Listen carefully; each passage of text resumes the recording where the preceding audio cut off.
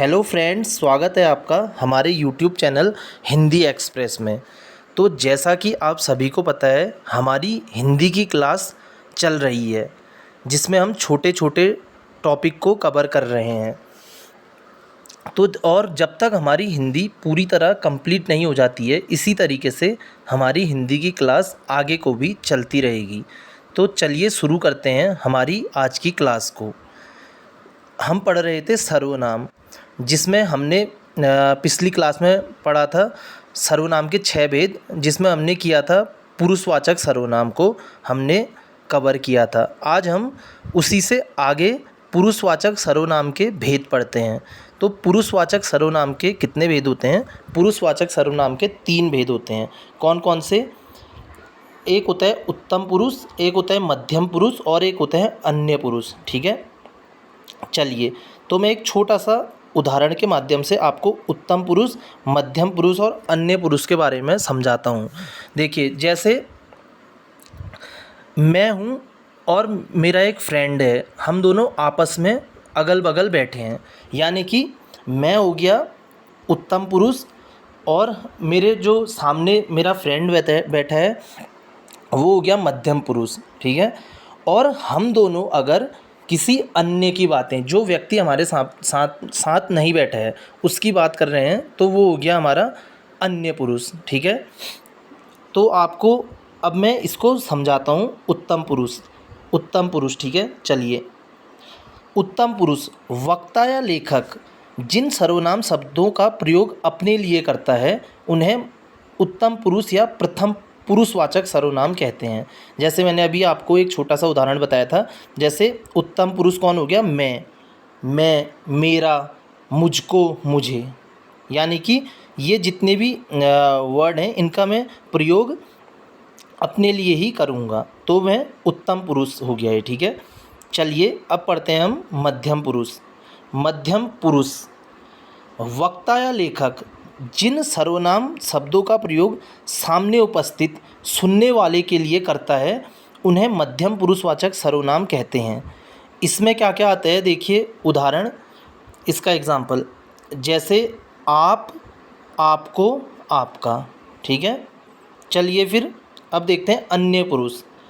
अन्य पुरुष वक्ता या लेखक जिन सर्वनाम शब्दों का प्रयोग ना तो अपने लिए करता है ना ही सामने उपस्थित सुनने वाले के लिए, बल्कि किसी अन्य के लिए करता है, अन्य पुरुषवाचक सर्वनाम कहलाता है। ठीक है, चलिए इसका भी हम उदाहरण देखते हैं, जैसे उसका, उसकी, उसने, उसको। ठीक है, चलिए अब देखिए छोटा सा ये नोट देख लीजिए। नोट, कभी कभी आप या तू सर्वनाम शब्दों का प्रयोग अन्य पुरुषवाचक के लिए किया जाता है। जैसे इसका भी हम उदाहरण समझते हैं। ये गांधी जी महान देशभक्त थे, आपने देश की आज़ादी के लिए कठोर परिश्रम किया। ठीक है, आप समझे होंगे, जो आपने है ये अन्य पुरुषवाचक के लिए किया। वहीं पर को देखिए, जो हम आप पढ़ रहे थे वो किसके लिए पढ़ रहे थे? मध्यम पुरुषवाचक के लिए। और यहाँ पर को जो आपने का यूज हुआ है ये किसके लिए हुआ है? अन्य पुरुषवाचक सर्वनाम के लिए। और वैसे ही देखिए, जैसे ये देखिए, श्याम तू कहाँ है, देखिए ये तू, इस तू का प्रयोग किसके लिए हुआ है? ये अन्य पुरुषवाचक सर्वनाम के लिए हुआ है। कभी कभी ऐसे भी इनका यूज कर लिया जाता है। अब चलिए इसमें पढ़ते हैं। हमने पहला पढ़ लिया था पुरुषवाचक, पुरुषवाचक हमारा कंप्लीट हो गया। अब हम दूसरा पढ़ते हैं निश्चयवाचक सर्वनाम। जो 6 भेद थे, अब उसका दूसरा भेद है निश्चयवाचक सर्वनाम। सरल है, देखिए आपको समझ में आ जाएगा। जिस सर्वनाम से किसी वस्तु या व्यक्ति पदार्थ के विषय में ठीक ठीक और निश्चित ज्ञान हो उसे निश्चयवाचक सर्वनाम कहते हैं। इसकी देखिए एक आप ट्रिक देख लीजिए। इसकी क्या है? यह और वह। जहाँ यह और वह दिख जाए वो आप निश्चितवाचक सर्वनाम का उदाहरण होगा। देखिए, जैसे आप बोलेंगे, ये एक एग्जाम्पल, यह किताब मोहन की है, तो यह यानी कि यह किताब मोहन की है, उसको एक नाम मिल गया ना, यह किताब किसकी है, यह किताब मोहन की है। वहीं देखिए वह लड़का कल भी आएगा, ठीक है, यानी कि यह वह, यानी कि निश्चित करवा रहे हैं कि ये यह किताब मोहन की है, वह लड़का कल भी आएगा।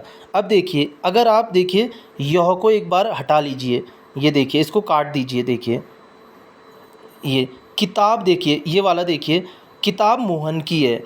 अब आपको क्या, कौन सी किताब मोहन की है, खाली किताब मोहन की है, आपको कुछ निश्चित हो रहा है, नहीं हो रहा है ना। देखिए लड़का कल भी आएगा, कौन सा लड़का कल आएगा, यानी कि उसका हमें निश्चित ज्ञान नहीं हो रहा है, तो तभी यह वह यानी कि निश्चित कर रहे हैं। आपको समझ में आ गया होगा। चलिए अब तीसरा भेद पढ़ते हैं, अनिश्चितवाचक सर्वनाम। ये देखिए, जिस सर्वनाम से किसी वस्तु, व्यक्ति या पदार्थ के विषय में ठीक ठीक और निश्चित ज्ञान नहीं हो, उन्हें अनिश्चितवाचक सर्वनाम कहते हैं। जैसे इसका भी एक छोटा सा ट्रिक, कोई और कुछ। ये देखिए कोई और कुछ। चलिए अब इसको एग्जाम्पल में समझते हैं। दूध में कुछ पड़ा है, आपको पता नहीं चल रहा है ना दूध में क्या पड़ा है, यानी कि कोई कह रहा है कि दूध में कुछ पड़ा है, यानी कि कुछ, ये देखिए कुछ, ये है अनिश्चितवाचक, यानी कि कुछ भी हो सकता है, या मक्खी हो सकती है, या कीड़ा हो सकता है, या कुछ भी हो सकता है, हमें निश्चित उसका ज्ञान नहीं है। चलिए अब इसी का दूसरा एग्ज़ाम्पल भी देखते हैं।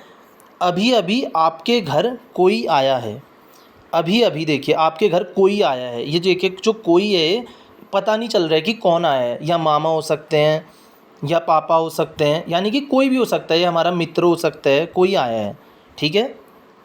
सिंपल से है, बहुत सरल है सर्वनाम। चलिए अब देखते हैं चौथा, प्रश्नवाचक सर्वनाम। जिन सर्वनाम शब्दों का प्रयोग प्रश्न पूछने के लिए किया जाता है उन्हें प्रश्नवाचक सर्वनाम कहते हैं। जैसे कौन और क्या। चलिए इसको एग्जाम्पल में समझते हैं। राजीव, देखिए राजीव के घर कौन लड़का गया था, ये राजीव के घर कौन लड़का गया था।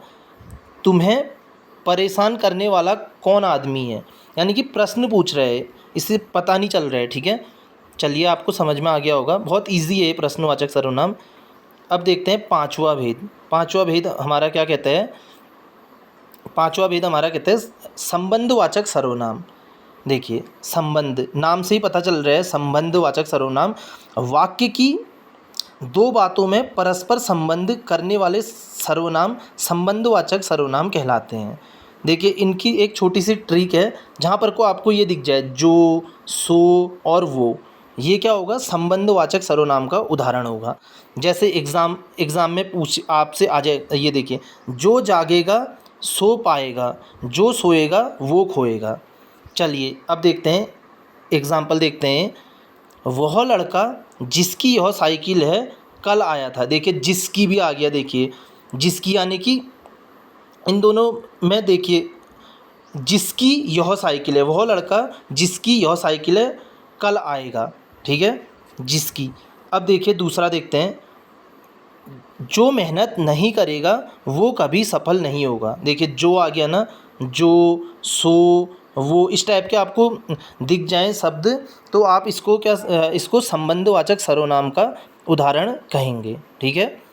चलिए अब दूसरा देखते हैं, लास्ट भेद देखते हैं, निजवाचक सर्वनाम। निज का मतलब क्या होता है, जिस सर्वनाम का प्रयोग कर्ता कारक स्वयं के लिए करता है, यानी कि कर्ता का मतलब होता है काम को करने वाला, कर्ता कारक स्वयं के लिए करता है, उसे निजवाचक सर्वनाम कहते हैं, ठीक है। निज मतलब स्वयं।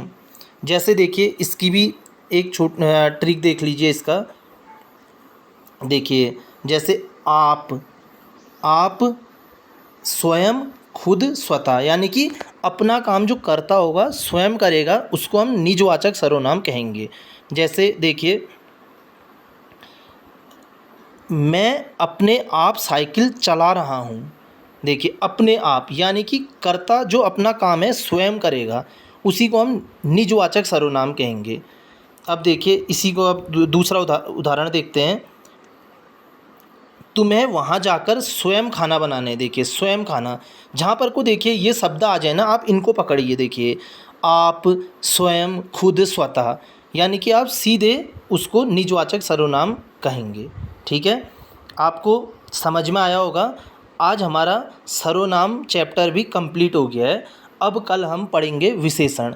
विशेषण को भी हम अच्छी तरीके से इसी तरीके से समझेंगे। ठीक है फ्रेंड्स, थैंक यू।